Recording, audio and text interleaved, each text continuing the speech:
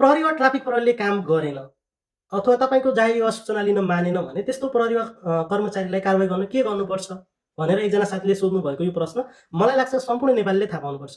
किनभने मुलुकी फौजदारी कार्यविधि संहिता 2074 को दफा 4 ले कुनै पनि घटना घटिरहेको अथवा कुनै पनि अपराधको सन्दर्भमा तपाईँले जाहेरी दिन पाउनुहुन्छ र उक्त जाहेरी दिनु तपाईँको कर्तव्य पनि हो।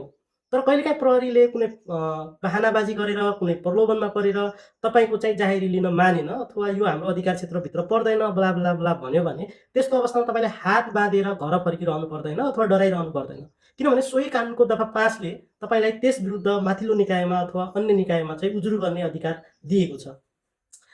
यसमा चाहिँ के अधिकार छन् त भन्दा पहिलो तपाईँले उक्त प्रहरी अथवा उक्त प्रहरी कार्यालयको माथिल्लो निकायमा तपाईँले सिधै उजुरी गर्न सक्नुहुन्छ। दोस्रो तपाईँले सिधै सरकारी वकिल कार्यालयमा उजुरी गर्न सक्नुहुन्छ र तेस्रो यदि दुईवटैबाट भएन भने त्यस्तो अवस्था तपाईँले जिल्ला प्रशासन कार्यालयमा गई प्रमुख जिल्ला अधिकारी सिडिओ समक्ष उजुरी गर्न सक्नुहुन्छ र यी दुईटा निकायबाट तपाईँको जाहेरीलाई चाहिँ दर्ता गर्न भनेर तोकादेश दिएर चाहिँ दर्ता गर्न लगाउनुहुन्छ र तपाईँको जाहेरी त्यस्तो अवस्थामा त्यो प्रहरी कार्यालय अथवा पदाधिकारीले चाहिँ दर्ता गर्नै पर्छ।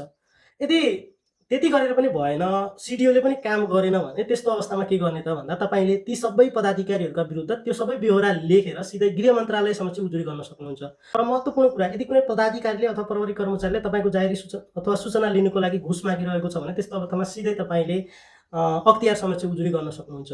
र यो महत्त्वपूर्ण कुरा तपाईँले आफ्नो साथीभाइहरूलाई सेयर गर्नुहोस् र फ्युचरको लागि यो भिडियोलाई सेभ गर्नुहोस् र यस्तै कानुनी जानकारीको लागि कानुनी साथीलाई फलो गर्नुहोस्। Thank you.